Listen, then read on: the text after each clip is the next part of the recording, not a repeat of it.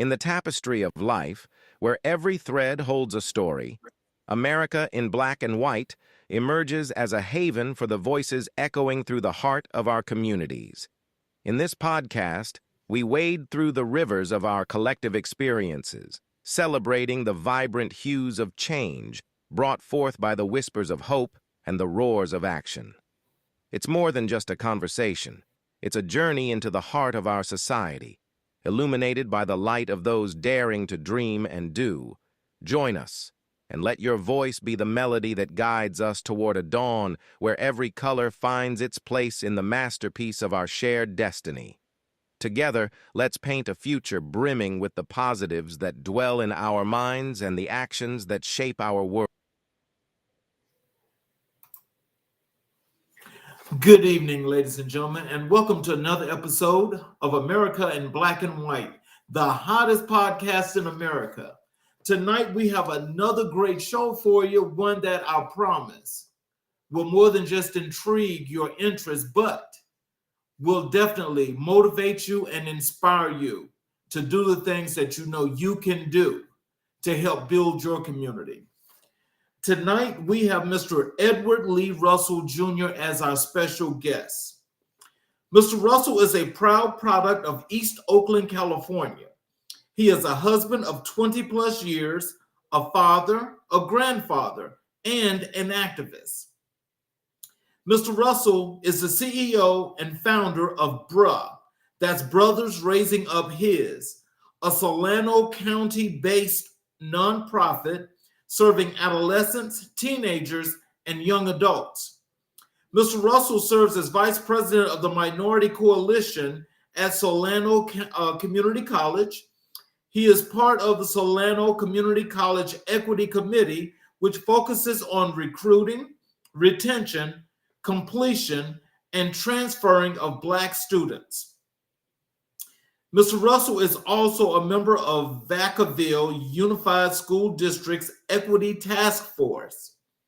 Mr. Russell was a speaker at Vacaville's first MLK Day event. After a Black History Month rap to his high school over the loudspeaker, his energy to uplift, be outspoken, and fight for his community lit a fire that had been long brewing. Giving back to his community through youth sports in 2019, the energy and particles of the universe exploded, making it readily apparent it was his time to do things a different way. With love, passion, and undying allegiance to the cause, Mr. Russell is an advocate and champion of necessary good trouble. Ladies and gentlemen, I'd like to bring to the show Mr. Edward Lee Russell. Hello, sir. Sir, how are you? It's a pleasure. Can you hear me? Oh, yes, sir. I can hear you and I can see you. And it's the honor is all ours to have you as a guest tonight. Thank you, sir. Is there anything you'd like to add to your bio before we get into the show? No, that's a pretty good bio. I probably need to update some things. I would just like to, for full transparency and clarity, so there's no misconception or misconfusion. My government name is Edward Lee Russell Jr. My father nicknamed me Smitty at birth, and I go by Smitty in my day-to-day business. So feel free to call me as you wish. I prefer Smitty, but I'll answer to anything you call me, sir. Okay. Sounds good. I can actually do that, and I definitely appreciate that. Absolutely. Let's start with you as an entrepreneur and entrepreneurship. Can you tell our audience what inspired you to pursue entrepreneurship, and how did your journey begin? Well, it all kind of conspired at once. My journey kind of led me to the entrepreneur aspect, if you will. So I had like one of my first real jobs was installing cable here in Solano County back in the early 90s. And from there, I was like, entry level cable installer, worked my way up, became supervisor, new hire, trainee, project manager, worked my way up the corporate ladder. At least I thought I was. And then in 2000, a new company took over, a Fortune 500 company that's still in existence, is doing very well. They released me. They called it reduction in force. I'm sure people in the corporate world are very familiar with that. And at that time, our youngest son was just about to be born. We had just purchased our first house. And we weren't married, but we're getting married. I was like, you know what? I'm never going to be just a number, because I was going to, I'd get there. I'm the first one in. I'm the last one to leave.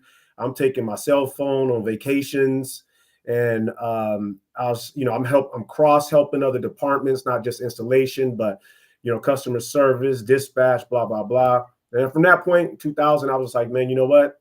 I'm never going to be a number again. And that kind of just moved me to doing my own thing. I started my own construction business. I ended up purchasing my own diesel truck. I was doing that until the collapse in 2008.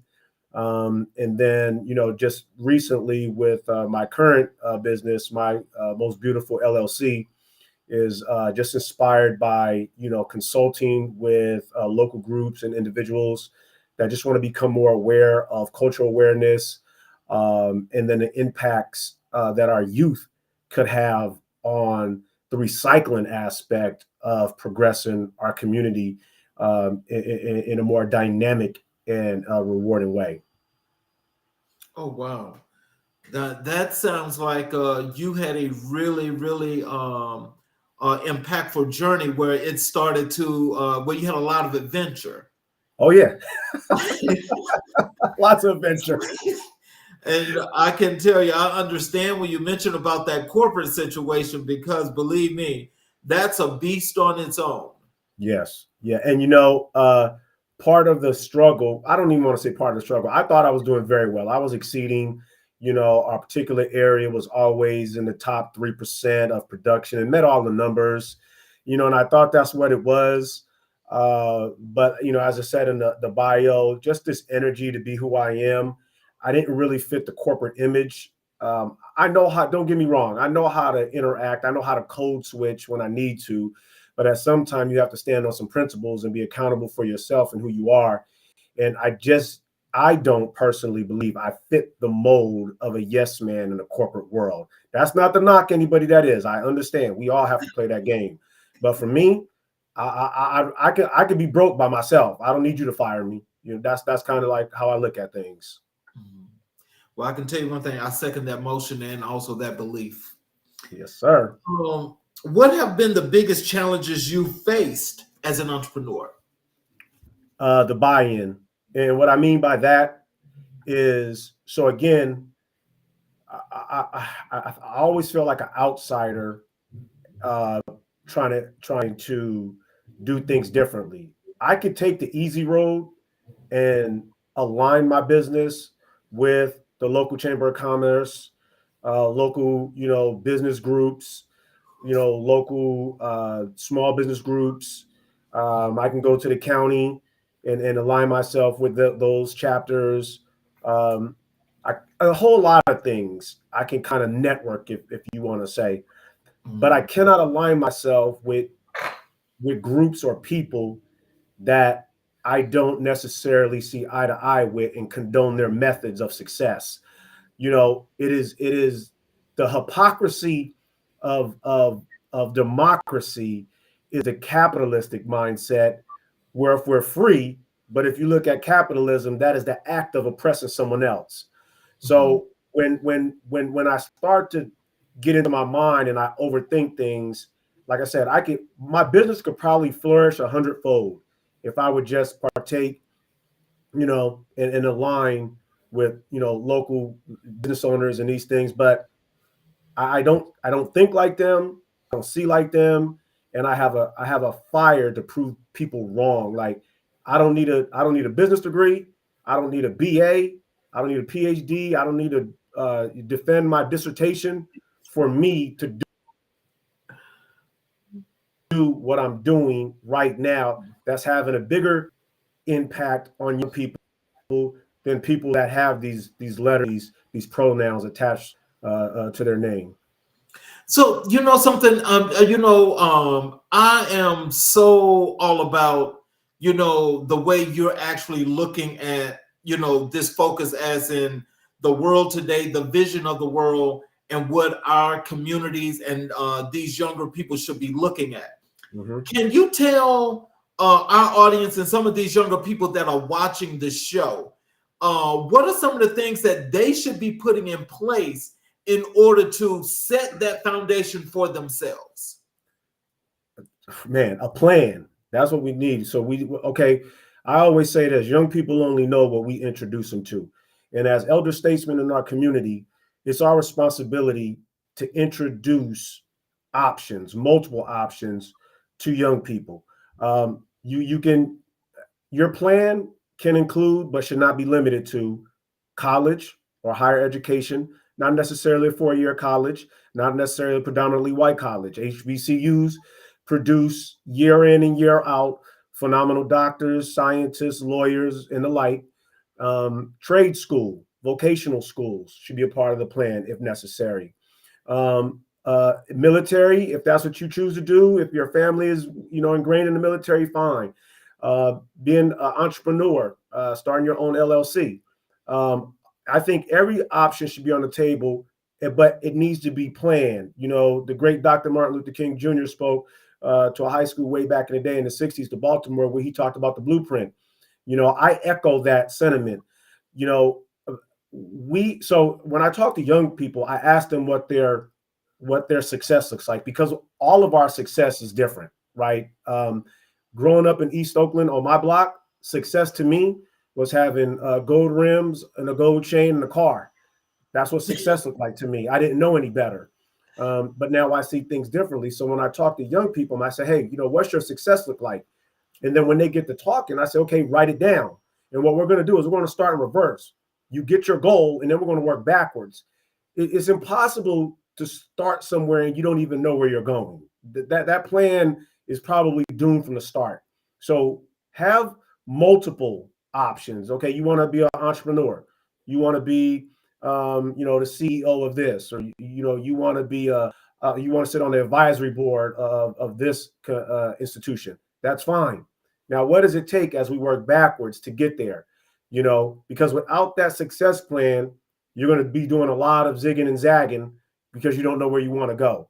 So to young folks, I always say, man, find out what it is you like, not what it is you want to do. Find out what you like to do. You think you want to be a cardiologist until you have to go in there and cut up someone's heart and then you pass out. You probably don't want to be a cardiologist after that. So find out what you like, what you really, really like, and then try to narrow some things down from there. Put a plan together, have a good, strong support system, whether that's your parents, whether that's extended family, whether that's folks in your community, whether that's some close friends you can rely on. But I definitely think a success plan is the way young people get to go into what their success looks like, whether that's entrepreneur or being in the corporate world. So how do you identify opportunities for growth in your ventures? That's a great question. And I have to say, again, this goes back to me just being hard-headed and really opposing the system. So I sit and I believe in that wherever my business ventures take me or my nonprofit ventures take me, it's organic. The opportunities will come.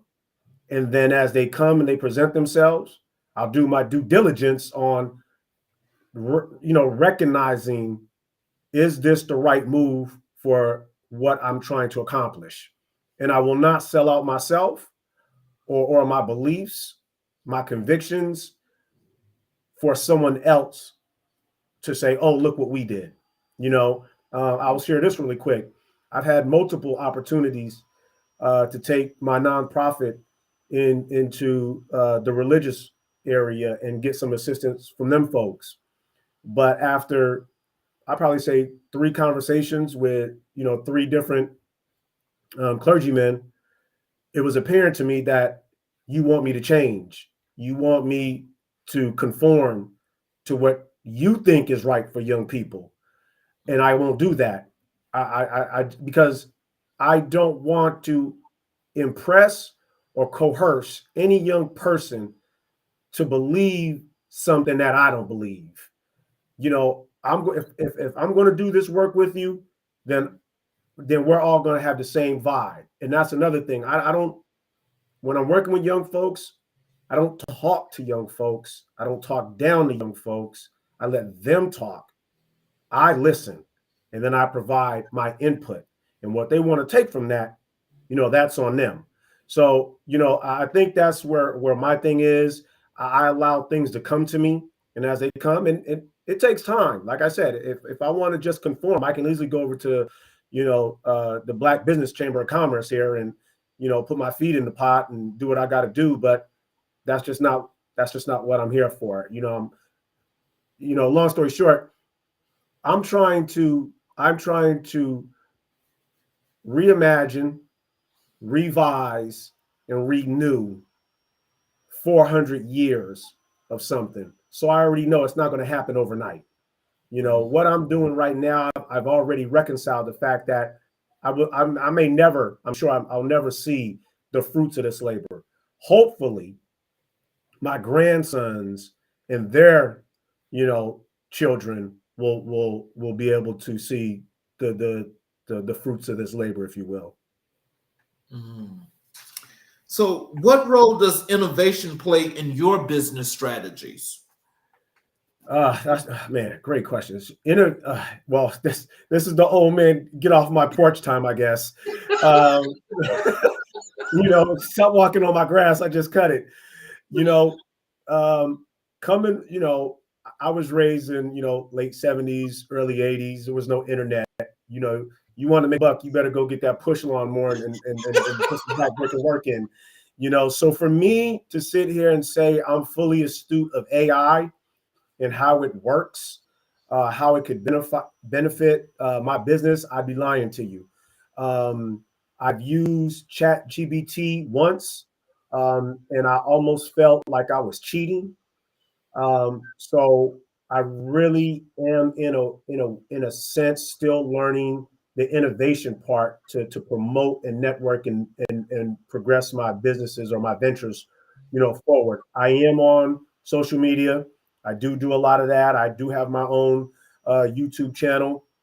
And again, a lot of that is me just being practical and real. Like I could easily come on every single day and start talking, but that's not me. I want to make sure when I come on the mic, either if I don't have a guest that's going to provide some substance, then I can hold 15 to 20 minutes of substance. I don't want to just get on because I can get on my show every single day and talk either about politics, social justice, you know, racism, education, you know, all of these things. But for what? I'll just be singing to the chorus. So I like to provide things of substance. So when it comes to innovation, again, you know, there's still some things I'm learning. And thank you for that question, because I get this is a great opportunity. If there's any young people watching and you're a social media guru, yeah, tap into your boy. I need your assistance. Ooh, believe me, look here. You preaching to the choir when you say that, because I'm trying to find a young person to do that for me as well. Because they know how to do that. They know how to do that. Well, let me say this, sorry, I could to kind of pivot on that question, but really kind of tie it in. When we're talking about the new child, right? This new version of young people, I get really frustrated when I either walk into a school or somewhere and I see a little black boy sitting on the office, or being reprimanded or anything, saying, oh, they can't do this, they can't do that. So hold on, you're trying to tell me that this 8-year-old black boy can't learn math, but he's out in front of your school right now on his phone and doing flips off the curb on his skateboard. The kid is doing physics right now. He's doing algorithms he doesn't even know. Maybe you're just not teaching to his strong point. You see what I'm saying? So again, the innovation is there. And I know the young people have it, and that's why I'll I'll uh, I'll put all my innovation energy into the young folks when it comes to my ventures. Oh, and so just also to tell you, I want you to know that I love your post on your YouTube channel. Thank you, sir. I appreciate it. I find them to be very invigorating, and Thank you. also hitting the hot button issues the way they should. Absolutely. I mean, why not? Just like yours. As I visited your homepage, just looking at being authentic in the conversations. And again, before we even go further, let me just thank you for jumping into this fire, if you will, doing this work, because I think right now when we talk about innovation and tying it together, Mm-hmm. to me, when I look at innovation, I see things like this. You have two Black men in a arena having a dialogue, talking about progress and what it looks like, right? But also acknowledging the amount of energy it takes to get to progress, right? Mm-hmm. And I think before we get to this moment in time where we could utilize technology as a platform, as a visual platform that is accessible to anyone, Black folks are still doing the work, but it was hard to network. We're talking, I'm being facetious here, but we're talking about sending notes via pigeons or Pony Express. Now with the internet making the world so small and 24/7 accessible, we can see Black men and women, the Black community working together, doing things not just in the South, but in the North and in the West and in the East and in other parts around the world, because we can't get blinded or jaded by the fact that we just think we have Black roots here in the North American continent. Understand our wide ranging movement throughout the entire globe. So when we see we got brothers of a different hue in, Colombia or Brazil or Paraguay or in the Philippines or the continent of Africa or India, wherever these things, it's easy to, oh, okay, man, you're doing that too. How can I learn from you, or how can I improve this, or how did you get there? Oh, you got this great program going on for young people. Tell me about it. How'd you do that? Or maybe we can work together. So I think the innovation is there. Maybe I'm downplaying my role or how I access it, but I think opportunities like this, sharing my time with you and you allowing me to share this space, I think definitely goes into, I guess, me utilizing the innovation part. Definitely, definitely, because the wider the audience, the better the message is. Absolutely. What's the most valuable lesson you've learned from running your own business? I should have been prepared.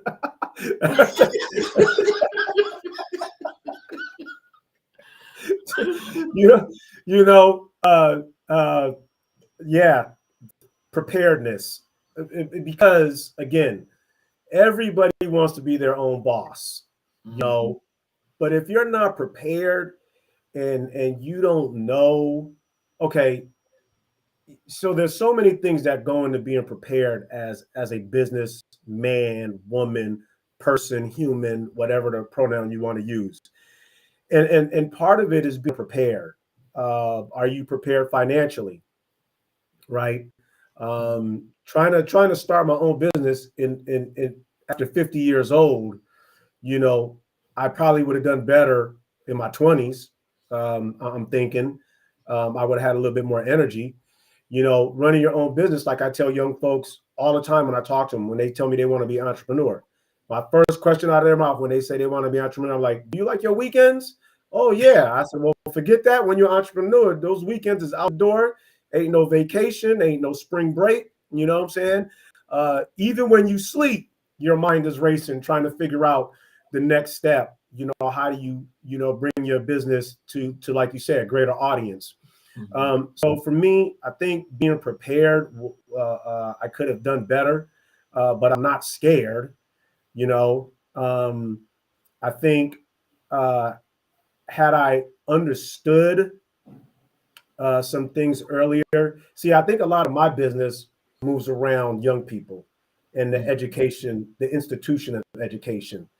And what I've come to find out is that as Black parents, we are so far removed from the business of educating that we don't even know how to participate.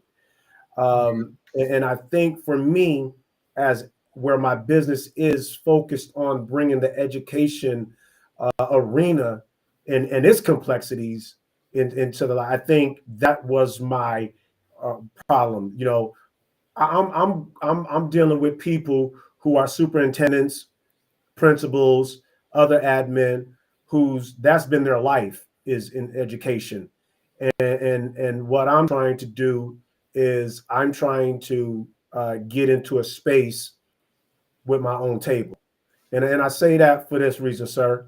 I'm tired of Black folks or any marginalized community saying, "Oh, you know, we just want a seat at the table."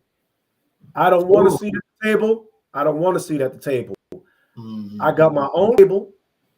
I'll bring the fold-up chairs because you may not be there too long, and I don't want to waste space. And then I'll have a little marker with your name on it, and you're gonna sit there and listen to me. I'm not going to your table. We've been at your table for 400 years, and it ain't got us nowhere. And you know what I'm saying? So, you know, that's kind of how I operate that. So when I get into these spaces, my number one challenge, first and foremost, is my appearance. I can't change that, so I was well prepared for that. You know, but that's my biggest hurdle. And then after that, it's me. The next challenge is trying to authentically have real conversations with people's whose minds have been molded by a system that has been in place that had nothing to do with us from the jump. You know, you're absolutely right. But, you know, you mentioned something that I've got to tell you that resonates with me. And that is, you know, I've always actually, you know, in just working, you know, outside of actually going to school and everything, I've always had, you know, a full-time job, right? But in the process of working, you know, I was never really happy about that. And what I think back to is the last place I worked, I was a federal employee, as a matter of fact. And it was November 18th, 2018, where I remember this morning like it was just yesterday. When I woke up that morning, and I'm like, why am I doing this job? I had 2 cups of coffee and I had 5 appointments set that day. That second cup of coffee, I had made up my mind. I'm like, I'm not doing this anymore. I heard that. I packed up all of their stuff in that little ugly black bag that they give you, rolled it into the office, and I told everybody that was there, I said, let me have your attention. Today is my last day. I heard that. They were like, really? What happened? Nothing happened. I happened. That's right. And so I made sure they had their badge, they had their credit card, every other credential that they needed besides the equipment. You got all your stuff. Check me out. I'm done. Yeah. Okay. Oh, do you need some leave? I don't need no leave. Any leave I got, pay me for it. Just pay me. Send me the check. Say that. I funded my own business that following week. Love it. That following week, and have yet at this point to get a loan from any place. That's the part. Outstanding. I've been up and down. Don't get me wrong. It's been up and down. But, you know, I still say there's nothing I can't do that I have to say, okay, well, I need to call these people because I need to borrow some money. That's I think all of our people should try to understand sometimes. I know it gets hard. Yes. But, you know. You know, that's an outstanding. So, wow, man, thank you for sharing that. And kudos to you. I really wish more people, especially Black people, would just get off the hamster wheel. And we can't be afraid to fail. We cannot be afraid to fail. I got a brother-in-law, man, who that's my guy. I think I've known him half my life, more than half my life. And me and him always had this conversation back in the day, like, man, when we gonna get off this hamster wheel? Because we ain't going nowhere. We just circling and circling and circling. And it took for him to encourage me almost. Come on, Smith, get off there, man. And I did it. Like to your point, if we really want to progress, we're going to have to do some things different. There's going to be some tough times, but we have to understand we got to go through them. And that sounds cliche, but it's so real. We got to get off that wheel and do something different and not be afraid. Here's my thing, and this is maybe one of my faults in real life and in my business ventures. I'm not afraid to fail. I'm not afraid to go broke. I've been broke my entire life. I don't know what rich looks like. Never been rich. I'm not scared of bankruptcy. I've been through bankruptcy. I'm not afraid of collections. I'm not afraid of none of that. So when I go do my work, and if I have to wait for the organic move to come for my business to blossom, then that's what I'm going to do. But I'm not afraid. So I appreciate that, man. Good job on your part. That's solid. I wish more cats would take responsibility or that accountability. I mean, I heard this ain't my saying, and I'm sure someone said it, but I heard a brother, Dr. Bush, say this about 2 weeks ago at a conference I was at. He says, if you working for a check, you're going to stay in check. Simple. That's simple. Simple. If I wake up and I don't want to do what I want to do, I'm not going to call nobody. I'm not calling nobody. I just do it.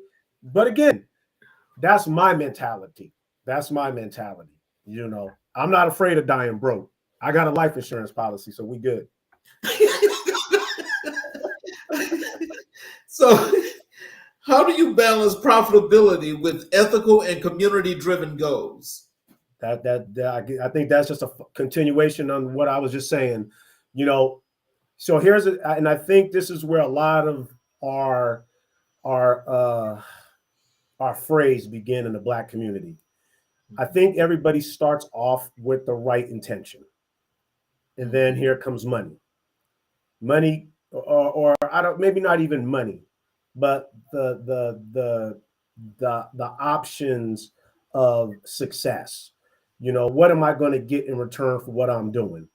And again, like I just said, I don't mind being broke. So when I enter, like I said, when these organic opportunities come for me to move my businesses, my ventures forward, I have to really take account and be like, is this what I want to do? Is this part of the mission statement? Is this part of the vision statement? Is this what I want my legacy to be? Or is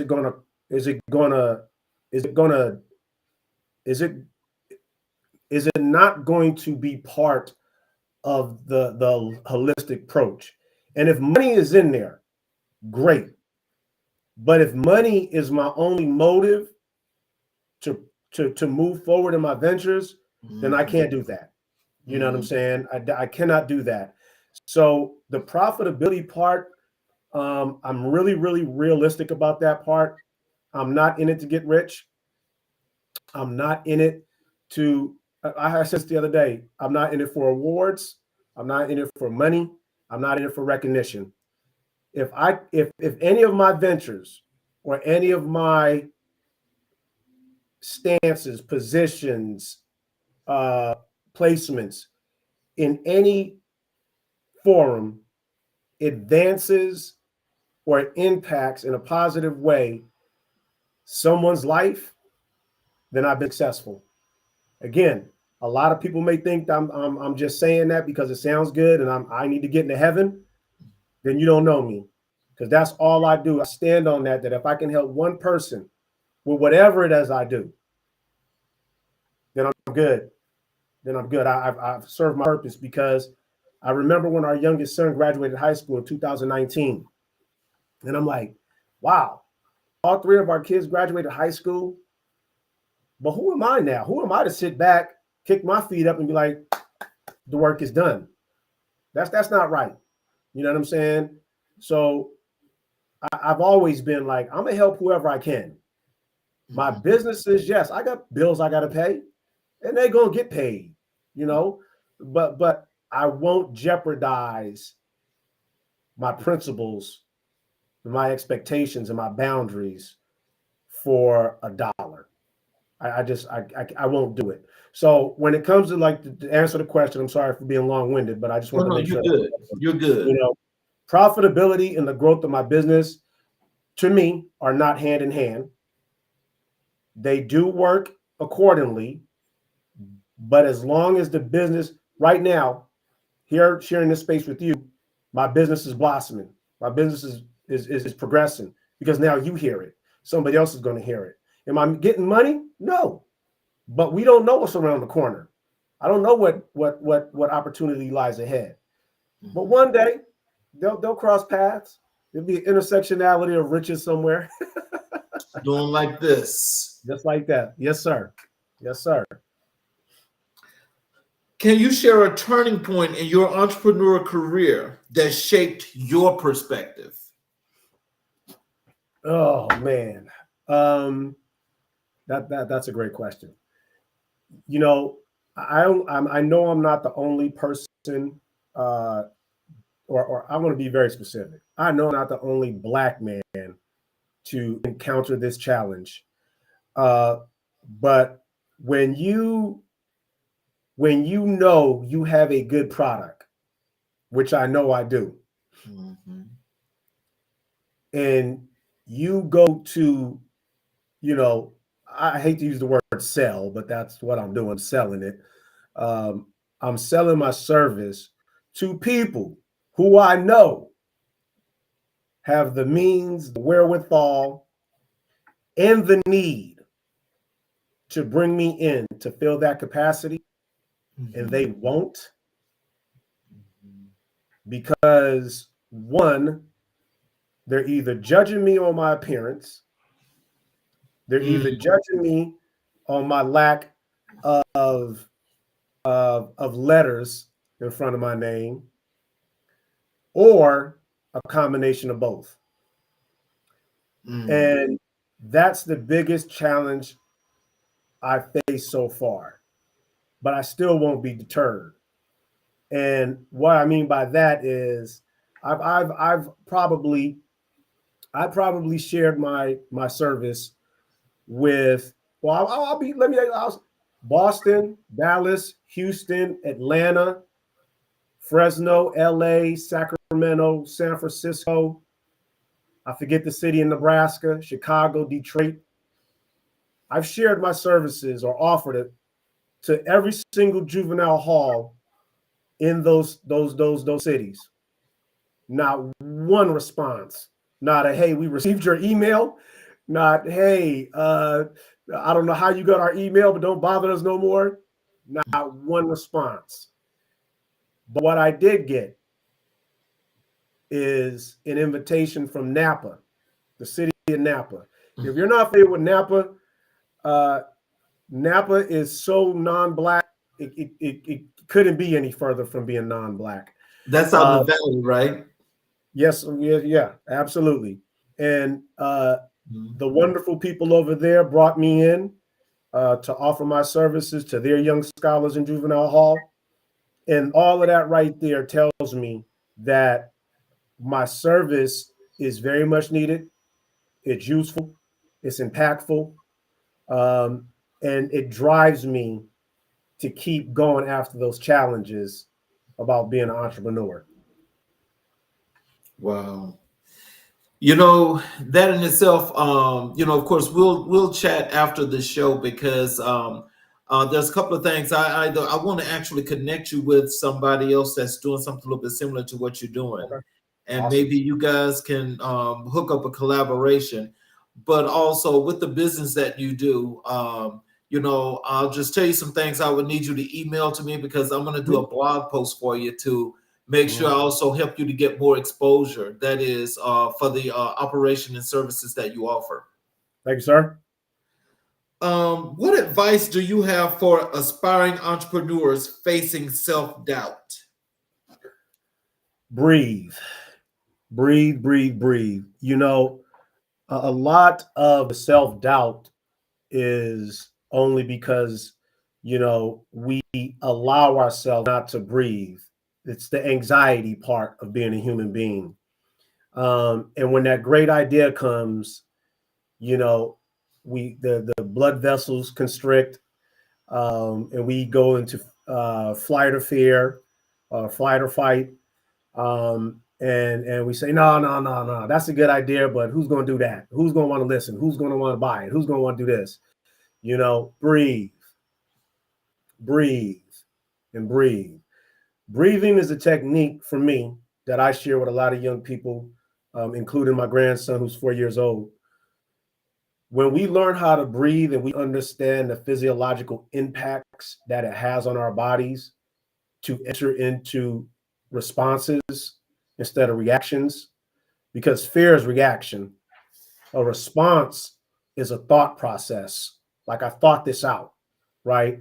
So you get this idea as an entrepreneur, whether it's, you know, you want to write a book, whether you want to sell hot dogs, or whether you want to sell hats, or whether you want to, you know, build cars, whether you want to become a coder, all of these things. And without breathing, you start to overstimulate. You have, oh, you know, there's going to be this and there's going to be that. And I got to go, you know, file for a loan, and I got to file for a business license, and I got to get insurance, and I got to get a bond, and I got to get a marketing director, and I got to get this. Breathe, breathe, breathe. You get clear focus, and then you start to narrow things down. Okay, what is this entrepreneurial thought process that I have? Oh, I want to, you know, I want to make a headphone case. Okay, write the headphone case down. How are you going to sell it? Is it going to be plastic? Is it going to be leather? Start writing these things down. Now you're not reacting in a fear mode. You're intelligently being responsive, writing your thought process down, and then you can see it. And then once you have it written down, and it doesn't have to be precise, it doesn't have to be exact, because that's the thing about a lot of humans, is that we want to be perfect all the time. And we don't want to fail. You don't want people to laugh at you. Well, you know, sometimes you have to fail in order to get it right, you know, and you're not expected to know everything. So, and that's another thing, like for me, you know, you have, so I'm very square. Like, I know what I know. So I had to bring people around me to smooth it out those edges that understand this part. Like we talked about earlier about the innovation with young people. Bring the young people in to round out that sharp angle, then bring, you know, a marketing person in to round out that angle. You know, so when it comes to the entrepreneur, startup, the thought process, breathe, write it down. Looks like a lot. Start breaking it down into little bitty pieces, and then build it back up slowly. And then before you know it, you're off and running and going in the right direction. How has technology influenced the way you operate your business? Doing things like this, you know, I know we virtually met through LinkedIn, seeing some of the work you did, some of your posts, you know, again, going back to the old man, get off my grass guy. It wouldn't be prudent of me to not at least have some kind of foundational understanding of how Zoom works, how Google Meets work. You know, how do you go live on Instagram? You know, what's the impact market for Twitter, or I'm sorry, X? You know, like these things for me, I had to learn. You know, I you know, had to learn hashtagging and how that works, and you know, there's those boost mechanisms that IG offers. You know, Getting into YouTube was a big step for me because I didn't understand it, and I'm still learning. Thanks to YouTube University. There's a lot of things in there, you don't know. I remember when I first started, I first had my first podcast. This was, wow, like 2020 maybe. Yeah, somewhere in 2020. And I didn't understand like the money part and the analytics. And, they were saying, yeah, you can make 2 cents if you put this ad on. And I'm like, oh, okay, let me put that on. And, that didn't work. And I'm like, okay, I thought I was supposed to be making money, and that didn't work. But I stayed to it. Again, not for the money, just really trying to share my thoughts and opinions and my views and get my vision out there. And just throughout the course of time, just evolving, embracing technology as an old person. I see the troubles that my parents had with the cell phone, many years ago. Now I'm them. Instead of the cell phone, it's TikTok, which I haven't got to yet. Young people help me out, but really trying to learn the boost mechanism, the marketing power of Instagram and then YouTube and LinkedIn. So yeah, I think it is just those things have helped. I'm still learning to be fully transparent. So, what legacy do you hope to leave through your entrepreneurial efforts? I hope that my entrepreneurial efforts one day are viewed by my grandchildren and my great-grandchildren. And I can't foresee what the entrepreneurial results would be that far ahead. No one can. But regardless of what they are, whether they're, fall flat in the dumps and after I move on from this physical form, it disappears, or for some reason it flourishes and becomes something that is utilized in other places. I want my grandchildren and I want other young people to be like, man, if that cat can do it, I can do it. I didn't know what an entrepreneur was coming up. I seen my mother and my father work, morning to night. One of my driving forces when it comes to entrepreneurial spirit, I seen my mother after she worked her 8-9 hours at her machine factory job, going to hills of East Oakland and clean white people's houses. And I'm like this: if my mom's spirit can humble her enough to go clean somebody's house, then my entrepreneurial spirit hopefully will encourage someone else that they can do it as well. I didn't know I could do this. To be honest with you, I still don't know what I'm doing. I'm still learning. I graduated high school in 1989 with a 2.3 GPA. I'm just now back in community college working on the AA. At 50 something, I'll be 54 in a couple of weeks here. Young people, the entrepreneurial spirit has no age, it has no limitation. You don't have to have a PhD. You don't have to be a certain gender. You don't have to be a certain ethnic group.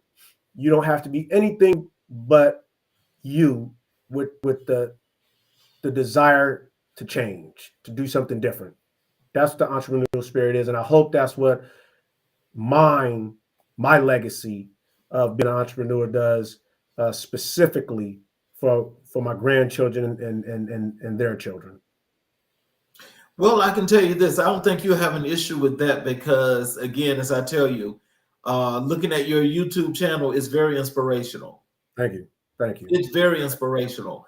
Appreciate And, again, I tell you, when you have that type of energy and you can put it out there and you can actually state the realness and the authenticity of what's happening, that's what people need to be listening to, not that fake stuff.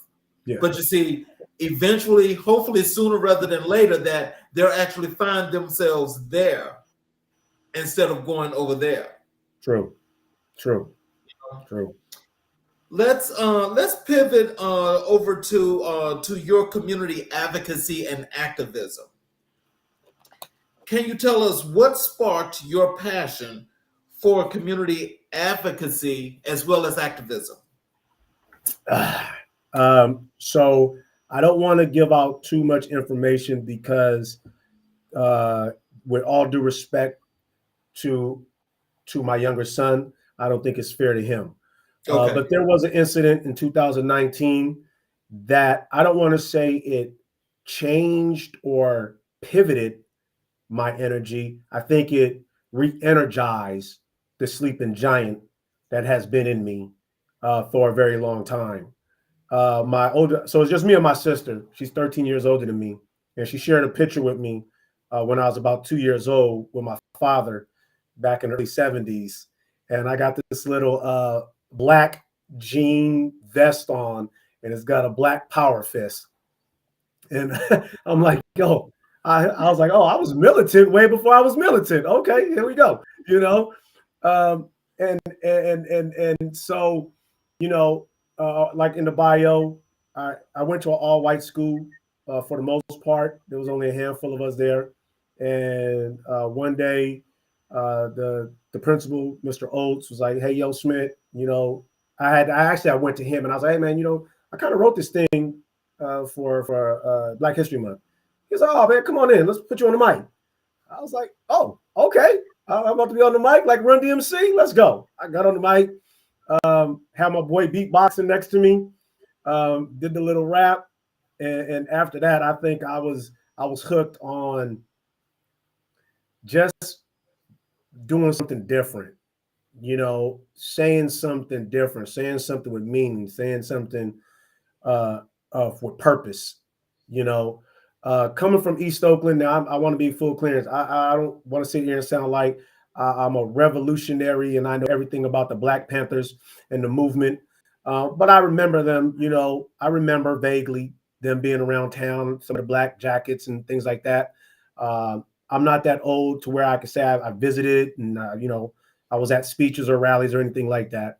But the effect that they had and the East Bay Dragons had on my community in Oakland, there's some prideful stuff right there. And that always stood with me. Like wherever I went, I'm like, yeah, you know, I got this energy from Oakland. Like you just ain't going to tell me something and then just think I'm going to accept it. You got to give me some substance. You got to clarify. And if I ask why, then answer my question. Don't say because. And I've always been that way. Probably why I got kicked out of school a lot of times. But then, you know, family comes, you know, I become a father. Some of that energy got to be, you know, put into them, making sure, you know, things are taken care of on the house front. And then, you know, here comes 2019. The pivot for me was like, oh, okay, well, what am I going to do? And I clearly remember, you know, sitting in the gym, looking at myself in the mirror, and I'm talking to my mother, who physically hasn't been here since 1997. And I'm like, Mom, what am I going to do with this? And then I clearly, I hear her voice saying, whatever you do, Smith, make sure you do it right. And since that day, I've been out front, and I've inserted myself into community events, to city government, to school board functions, to county functions, to the point where I've been spoken at California State Board of Education meetings. I'm not going to sit and wait for someone to ask me my opinion. You know, like I said, since that 2019, I insert myself.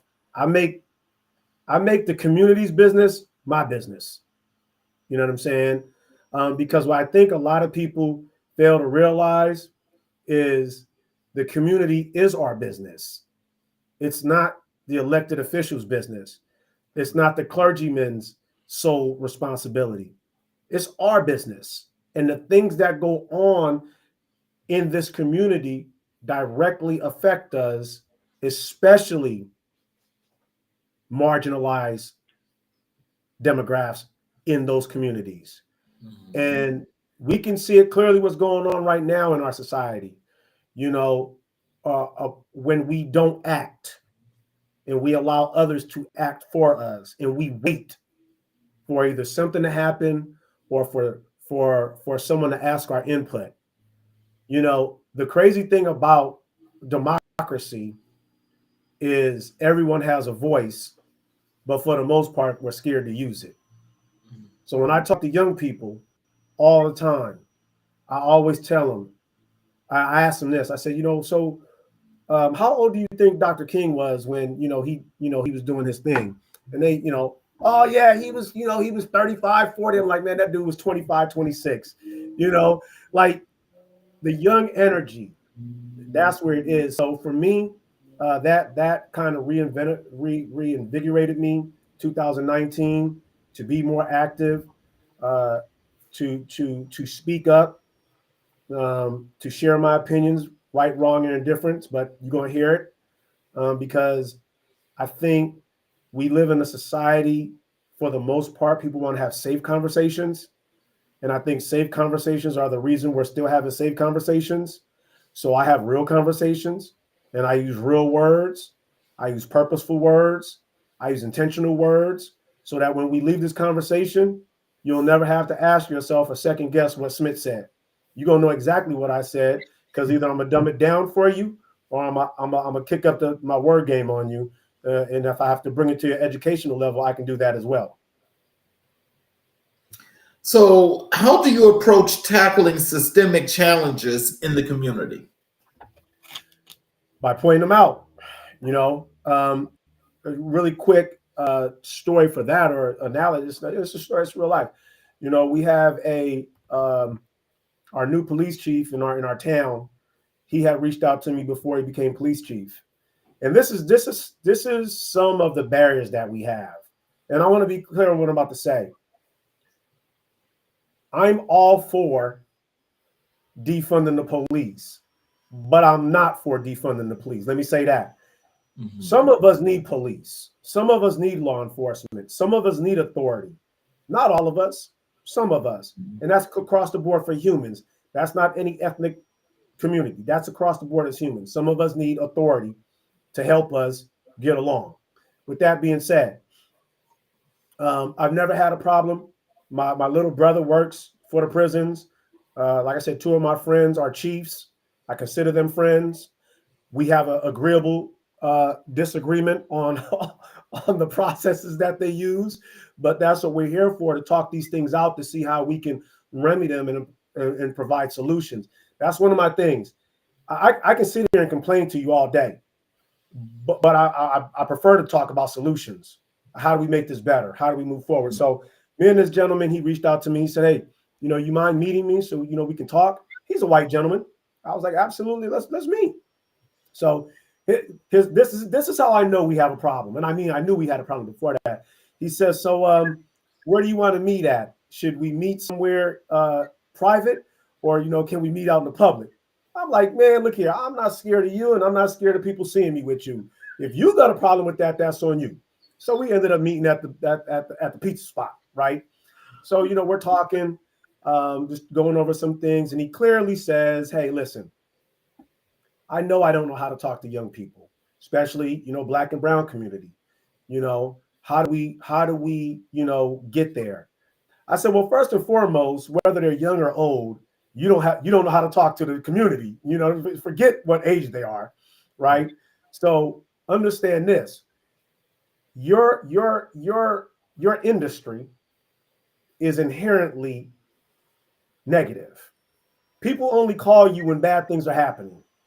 Yep. So when you show up, you just exacerbate the problem and make it worse.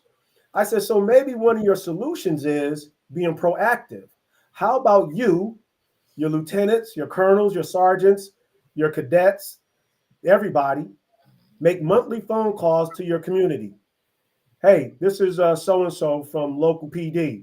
Just calling to check in on you guys. How you guys doing? Everything all right? How do you think our work is? Blah, blah, blah, whoop-de-whoop. Now, you make enough of those calls, maybe, we never know, but maybe when the call goes out for one of your employees to go out, your name is recognizable now. So now you enter into this scenario where maybe one of the persons there recognizes your name, or says, hey, I remember you called my house. Now the de-escalation process has already started before anything even happened. You know what I'm saying?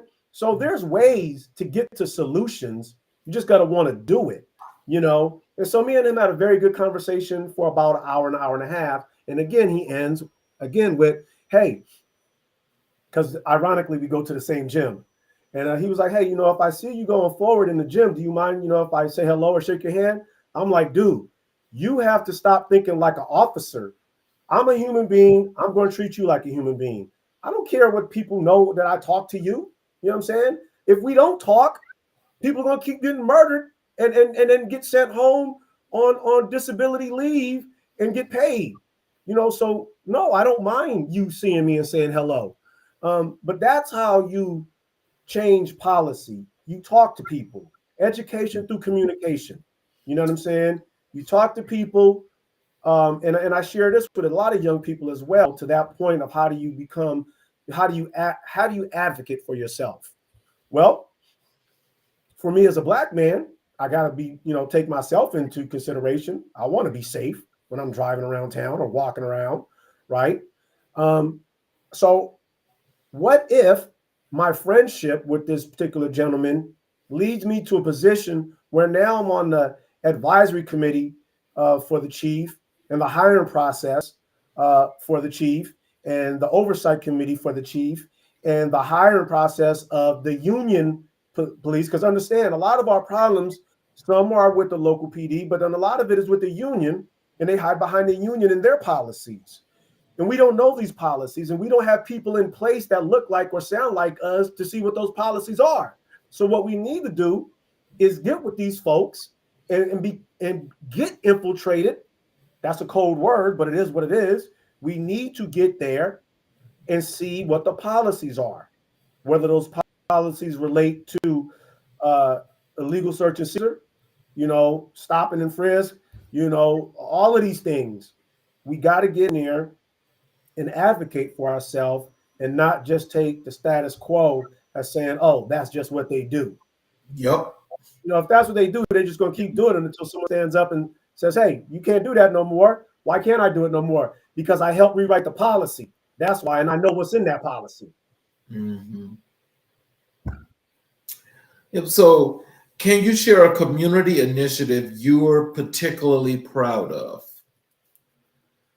Well, I had no parts of this, but I am proud of one particular group here in Vacaville. It's the People's Forum.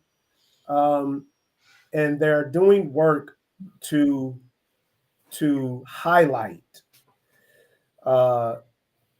either people, groups, or events in our town. It's important for me because in our town, this town, me and my most beautiful purchased our first house here back in 2004. I never felt a part of this town, ever. Just thought I slept here, There's 10,000 Black people in 100,000 city town, and I don't know where they are because I don't see them, Oh, wow. But after the George Floyd murder, one of the local high schools put up these wonderful banners. I have a picture of it to this day. And it had all of these wonderful Black folks on there. And I felt welcome. That was the first time. So I went to the school and I talked to the person responsible, and we had a good conversation. I said, hey, man, I've been here this long, and this is the first time I ever felt welcome in this town. Like somebody had the balls, the audacity to put this up there to say, hey, we welcome you. We see you. We see you living in our town, and we understand. You know what I'm saying? And, to that person's credit, they took a lot of blowback for putting those banners up. There was about 10 banners up there. It took a lot of pushback from some folks who don't want to see this town grow. But they let them stay up there for almost a year and a half, and then the People's Forum come and they help solidify that. They're the ones that held the first MLK Day here in this town event. They held the first Joy Parade or Joy Pride event here in this town.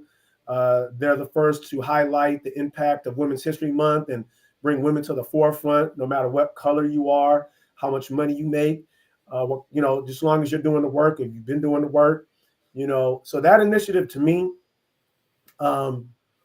speaks volumes because it says, it solidifies almost our existence as human beings. Because if you're somewhere, which usually starts about 4th or 5th grade, if you don't feel welcome, then that's when a lot of the disconnect starts with humans. And then it just gets worse and worse as you grow older and you become wise to the world. So I think it's important for initiatives that purposely provide a welcoming and comforting environment. I think those initiatives are worthwhile because they set the precedence for the town. So, what strategies do you use to engage and inspire others to take action? I like to talk to people, which is really odd for me because I don't really like human beings. That was one of my most beautiful, biggest jokes for the longest time. She's like, "You just don't like nobody, do you?" And that's just a lot of unpacking therapy that I had to get out of why, I was at that space. But when it comes to talking about being active and being engaged and, advocating for yourself, I have no problem talking to people. I have no problem sharing what I went through. And this is crazy, to tell folks that I remember before social media when I was 11 or 12, that I first got indoctrinated to the thought process that another Black man would kill me before I'm 21. People don't understand that, but I was raised in East Oakland. I was raised, like I'm sure a lot of cats was, in the crack pandemic that was pushed on us, AIDS and gang violence at its height, when Oakland was the murder capital of the United States. I share that with people because I want to let them know this ain't no history book. This ain't happened 500 years ago. This happened, a couple decades ago, and it's still happening. I like to, again, talking about real conversations. When I advocate people to be advocates for themselves, I hear lived experience, whether it's me trying to navigate the streets of East Oakland in a single parent household that worked 2 jobs, who I'm proud to say owned her own home in East Oakland, trying to navigate that and then survive at the same time, that's a game itself. And then now being a little bit more wiser in my day and understanding my position in this world, driving home the fact that, look here, understand when you advocate for yourself and what it means. Because my father was born in 1936. My mother was born in 1938. My sister was born in 1956. I was born in 1971. If you do the math, I'm the first person in my family born with the right to vote. So I take that serious. Now, you ain't going to find that in no book. You ain't going to find that in nobody's classroom. You know what I'm saying? But I understand the ramifications that had on my family. My father could not vote. My mother could not vote. My sister couldn't vote, So when I talk to people, I try to encourage them to understand this, that we cannot take everything for granted, that we have a rightful place here in the society to do what's right, even if it ain't for you. Doing the right thing for other people should bring you just as much joy as doing the right thing for you, And then where I get discombobulated at is, bless you, sir, is when I hear people say, "Oh, it ain't got nothing to do with me," or "Oh, I wish I had the time," or "That stuff stresses me out." James Baldwin said, "If you're Black, you should live in a state of fear or anger." I'm constantly under stress because I'm Black. It is what it is. I could paint a pretty picture and say, "Yeah, me and my wife have a beautiful family," which we do. Everyone's healthy. You know what I'm saying? But I guarantee you, when we go out into the world, we're under just as much pressure as the next Black person. You know what I'm saying? And I'll share this story, whether people want to accept this as fact or not, or fallacy, or just a dream, but understand where we're at and the current administration circumventing laws or bringing back laws from before the Civil War to push an agenda. Understand this. I own my own business. I got my nonprofit. I have a commercial driver's license. I have a real estate license. I have a license to sell insurance, life insurance policies. I got all these things. Got a driver's license. Great. But I also keep in my truck the Emancipation Proclamation. Why? Because if for some reason somebody wants to neglect or renege on that proclamation, guess what? That real estate license, that business, that CDL, out window. Don't mean nothing. Don't tell me it can't happen, because we're seeing it happen right now with the dismantling of the education department, of foreign aid, of Social Security, of healthcare. So when we talk about advocating, don't think advocating is for someone else. It's for you, but then it could be for someone else as well. Mm-hmm. You're absolutely right. How do you handle setbacks or resistance in your advocacy efforts? I first of all, I understand that that's just part of the nature of advocacy. You know, people don't like change. People like status quo. People like doing things the easy way. People don't want to be looked at as, why are you such a troublemaker? Why can't you just get along? You know, I'm maybe I'm weird, but I love it. I love when people tell me no. I love when people say no, you know, and that's some of the things that motivated me to start doing this, is because when I started going to the school board meetings and I started going to city hall meetings and asking questions like, hey, you know, how come we don't do this? Or how come we don't try that? Oh, you know, we've been doing it this way forever. Well, that's your problem. You know, so that's why I started doing my own thing, because you just can't sit here and tell me and want me to accept that that's just the way you're going to do it and you don't want to change.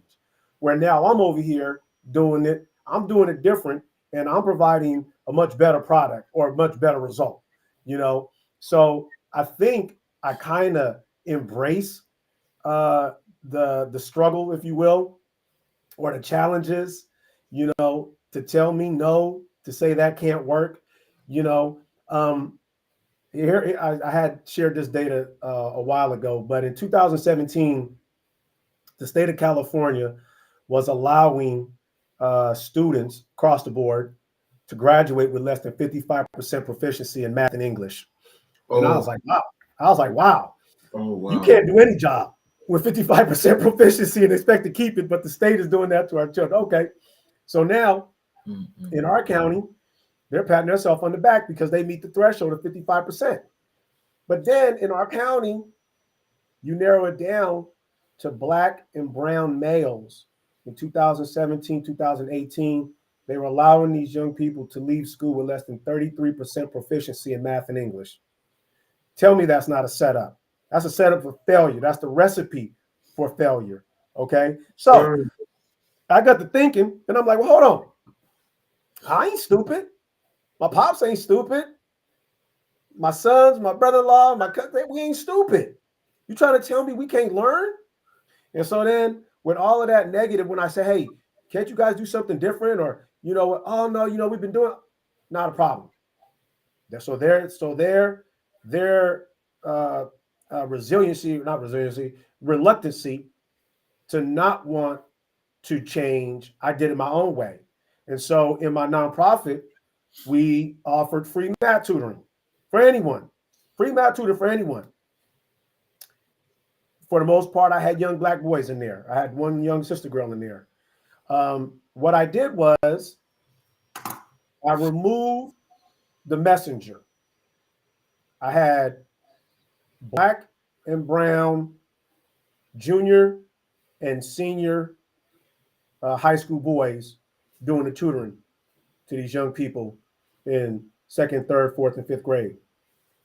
And all of those grades for those young people went up. You know why? Because representation matters.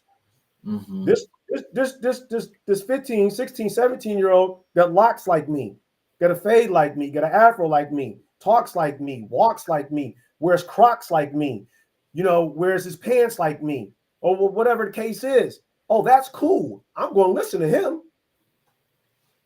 Once you got that connection, now the pathway for comprehension is much easier. It's acceptable now, Mm-hmm. So when we talk about reluctancy of institutions to change, that's where I get motivated. That's where I find my fuel, and I come up with an idea or a solution, and then I put mine into play.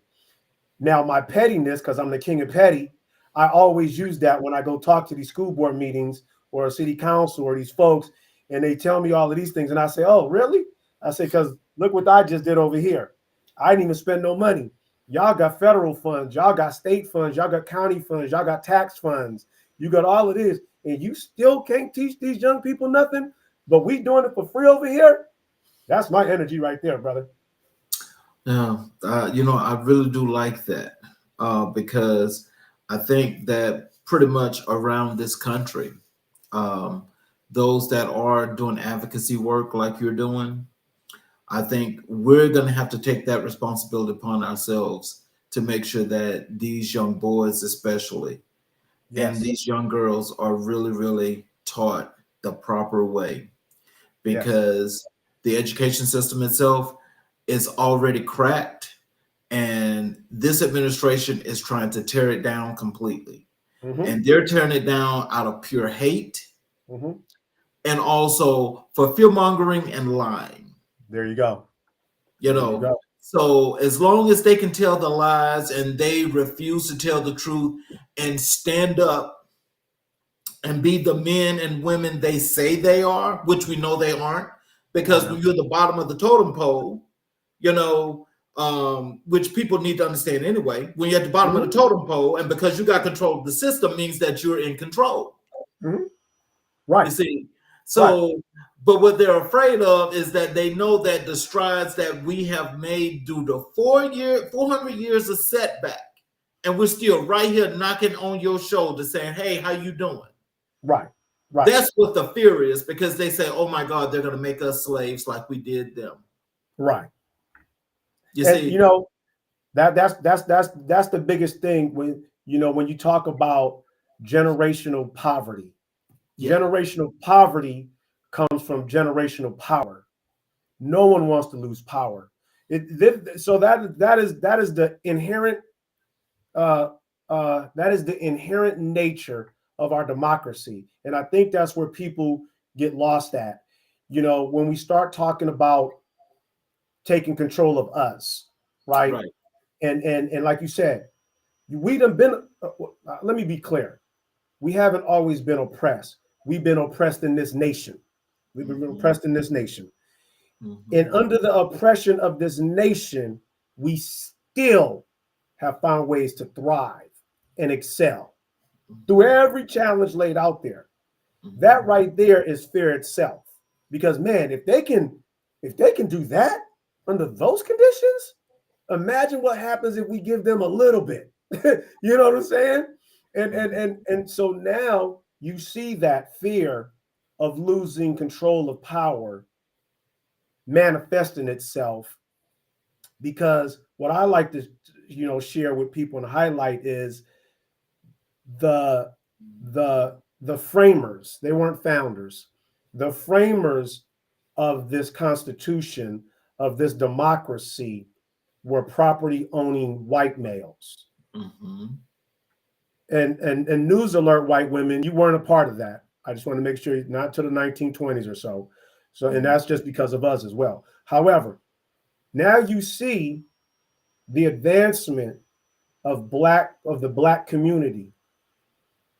And now you see an administration that their society is in turmoil or in fear of. That's why you see DEI gone away. That's why you see all these other support systems gone away. Why? Because anything to keep us out of that or to prolong your position is by any means necessary the right idea. Because what hit me just yesterday was, if you look at what's going on right now between the three branches of our government, executive and judicial, the very the framework calls for a balance of power. That one person cannot be a tyrant, a king, or abuse the system of the judges. But you see that happening right now as we speak. And that's why I say, don't be foolish to think that we cannot end up recessed 50 years ago. Yeah, I'll tell you one thing. If this continues, and let's just say if what's holding, if that breaks, then it's very possible that we be back in 1955. Without question. But if we're back in 1955, then God help those. So I was I had one of my shows the other day on channel, a young sister girl who's doing phenomenal financial literature work here in Oakland. She had showed a graph about the wealth impact, or the wealth gap between whites and blacks. And the crazy part is, it shouldn't have blew my mind, but it did. The wealth gap between white and blacks didn't really become really wide until after the civil rights movement. Prior to that, just saying. Now I'm saying, don't get me wrong. I don't want to say I want to go back to that. I'm not saying that. I'm just saying it's really weird how, it's interesting why that dynamic exists the way it does. Well, I mean, if that does replay itself again, then I doubt very seriously that we will play this game of integration. Yeah, I doubt that very seriously. Absolutely. Because that's what took away the power. Correct. I'm sorry for saying that for those that don't understand, but it's the truth. Absolutely. And only those people who do not want to see that will think that. I said, this kind of, in a way, indirectly goes back to your question about the entrepreneurial spirit. I could be broke by myself. I don't need to be segregated. Segregation allegedly hasn't existed since the 60s, but I could be broke in segregation. I could be broke in integration. So so someone please paint a very specific picture how one is better than the other. I'm not saying one is right, one is wrong. I'm just saying I'm always open to a conversation. Well, I think, yeah, you're right. We have to have those conversations, but I will tell you this. I think for the real in-depth conversations that need to be had, they'll never be had. And the reason why they'll never be had is because you are going to have to accept and be accountable for all of the thievery that you have committed for the last 400 years and can benefit. And those that come behind these folks from a generational perspective benefit. So I mean, hey, call a spade, and hey, do what you may. But until you can admit that, then your conscience will only continue to crawl and creep and bite you at every corner they turn. And I want to touch on that. I know it's not a question, but it's definitely a great thought process where you're headed, because I bring this up often in city council meetings. Thievery, the generational disparity of where we're at right now, it is a real thing. Don't tell me you never owned slaves. I know you didn't, because you're my age, or maybe even younger. However, it's a strong possibility someone in your ancestors did. Now, if we go back out to these back roads of my city, there's a lot of houses out there that's on ranches. I wonder how long they've been around in the family name and how you came about those. Because there's a land law from many years ago that the federal government said, as long as you operate and toil this land openly for 30 days, it's yours. That's a law. That's a law. So now you do that under the guise of who? There was nobody out here. So you tell somebody, oh, I had these 10 acres because I plowed it for 30 days out in the open. They mine now. Now you just hand it down through generations. And now today, the only way to get that is you need a $6 million loan to buy that property that no one ever purchased. So again, to your point, if we want to talk about that, those are the conversations that's going to need to happen. So look, we're kind of like we're up against the time, but I want to go to this part of the influence, of Frederick Douglass on your career and your advocacy work, from a Black historical perspective.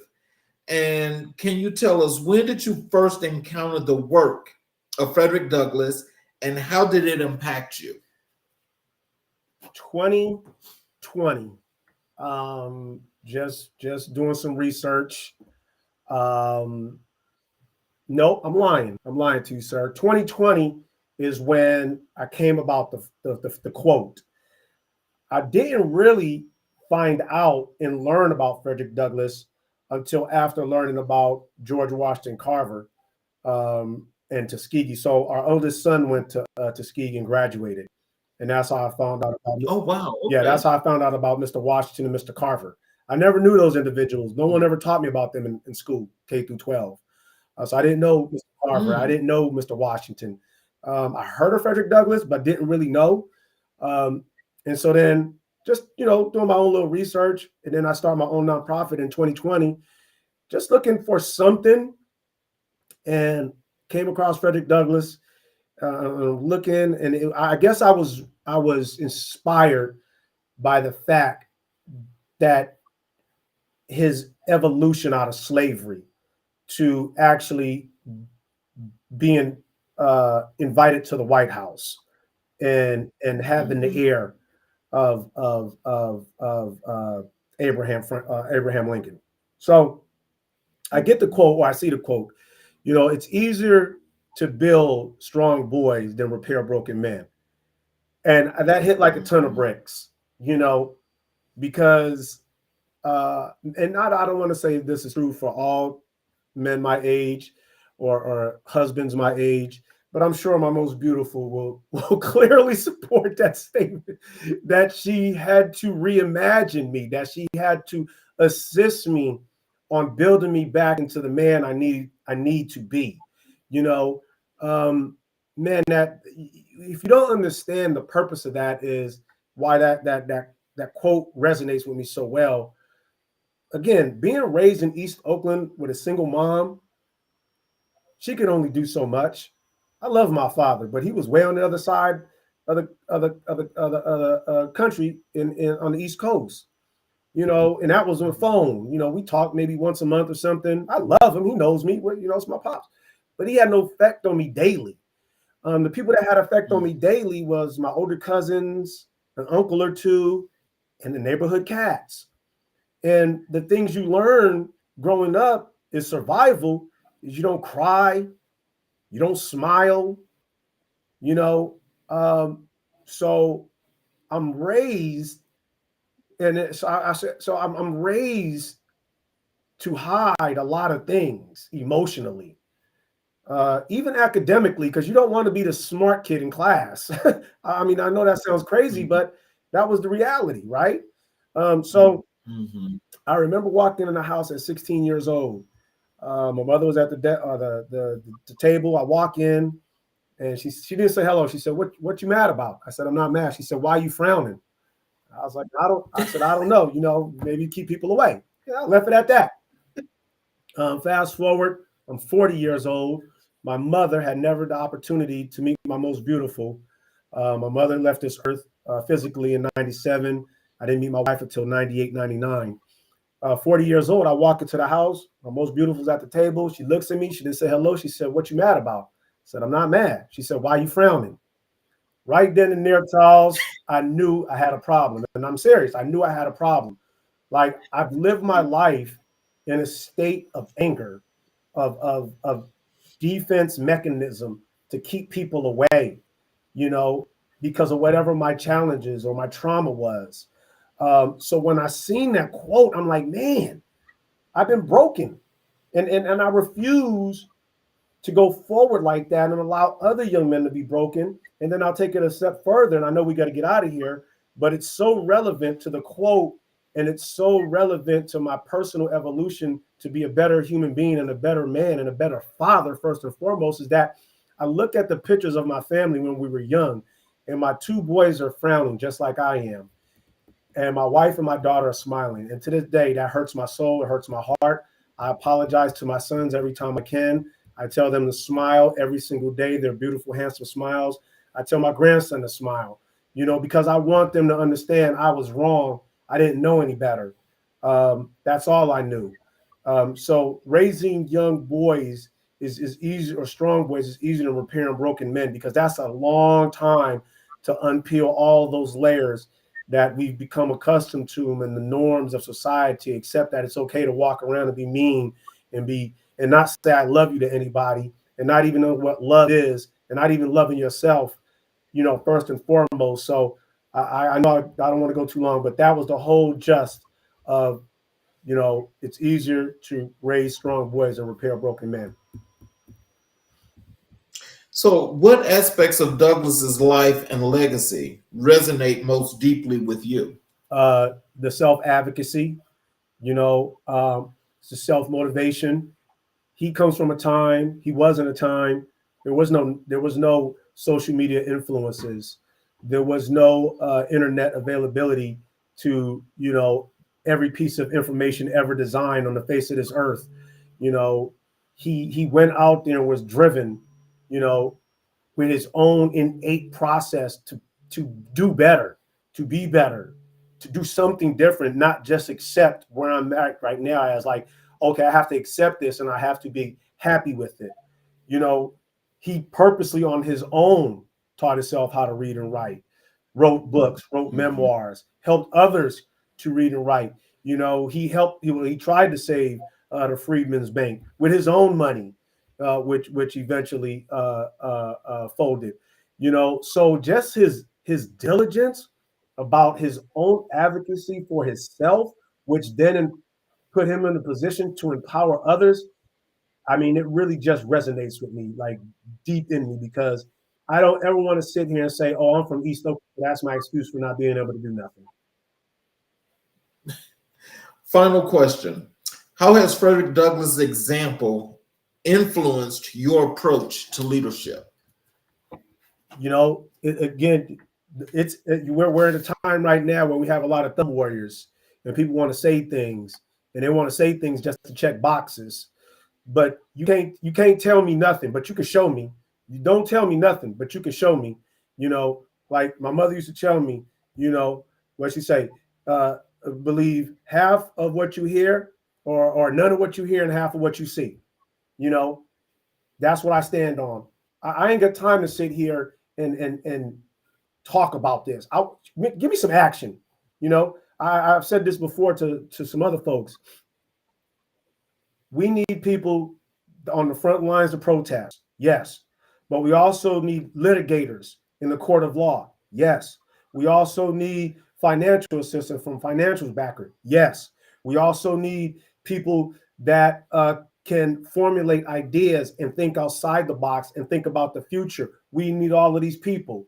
So you probably never going to see me on the front line protesting. That's not where my energy's at. Where you will find me, you're going to find me in someone's boardroom, or in someone's city hall room, or in someone's advocacy room with my table, with solutions, with a pen in hand, dictating what policy is that can help provide solutions and practical and tangible change that can be sustainable for young people, especially Black people. So that's where my advocacy is. Like, Frederick, get out there and do the work. Don't sit here and talk to me about nothing. You know what I'm saying? After that, let's get out there and do some work.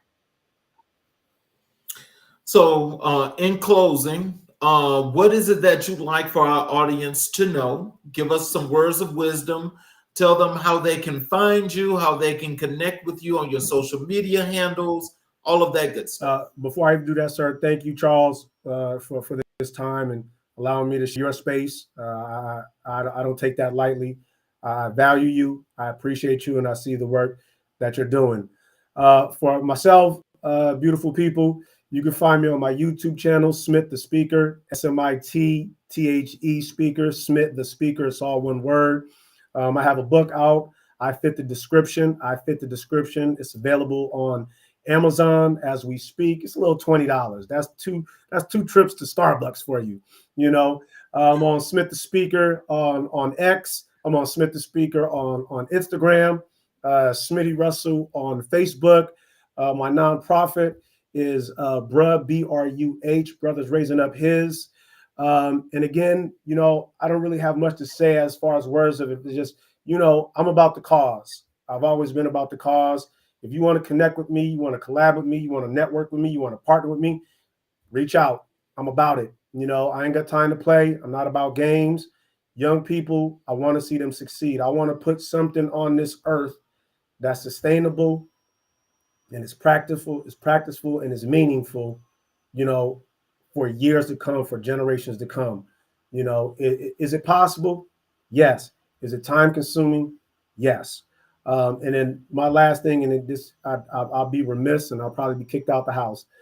To my most beautiful, you know, man, like, without her in my life, you know, I wouldn't be the man I am. For her to extend me some grace, to evolve as a man, to make mistakes, to eventually become vulnerable, to learn from her, for her to teach me what love is, you know, for her to allow me to go out and act the ass that I am, excuse my language, and say the most audacious things to people. You know, she's never once stopped me. She's never once say, don't say that. She's never said it, you know. So to my wife, babe, I love you. I appreciate you.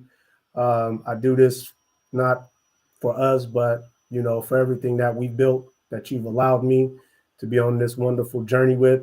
And, you know, they say that black men, they say black men can't love. We've been oppressed on this land for 400 years, and we've had every adjective attached to us. We're violent, we're intimidating, we're athletic, we're loud, we're this, we're that. They never said we're loving. Well, you know what? I'm here to change that, folks. I'm letting you know we are loving, we are nurturing, we are caring, we're compassionate, we're empathetic, we're understanding, we're patient, and we're everything worthy. Black men, man, you know I love you. Stand up. Well, I want to thank you. Smitty, for being here, because, you know, again, it's the standard that you set that's all about building communities and building people up and not tearing them down. Sure. That's what this platform is for. That's what it's about. And when we have, especially, you know, good black men such as yourself that are doing something about this, that in itself says everything we need to know. That says everything. The rest is just history. Right. I want to thank you for spending this time with us, because we definitely like to have inspirational, motivational people like you. And we want to have the audience to stay inspired and to stay on top of the things that they need to do. For those of you that was just listening, Smitty just gave you all of his connections. That is, remember, Smith the Speaker, YouTube, Instagram, X. Mm-hmm. Please follow, please connect, buy the book on Amazon. And I can rest assure you that, especially once you go to his YouTube channel, you're going to see great content that's going to more than inspire you, but it's going to make you want to get into the game if you are not. So for those of you that were watching the show here on the YouTube channel tonight, please help us and subscribe to the channel. Please hit the notifications button so every time we do our shows live every Tuesday, Wednesday, and Thursday nights, you're going to be able to tune into the show and watch the show live, as well as go back and watch all of the other shows as much as you'd like, with no problem, with no fees whatsoever. I want to thank you all once again for watching. Please tune in tomorrow night for another great show. Thank you, Smitty, for giving us your time. And I'd like to say that we'll see you guys tomorrow night. Thank you all and have a wonderful evening.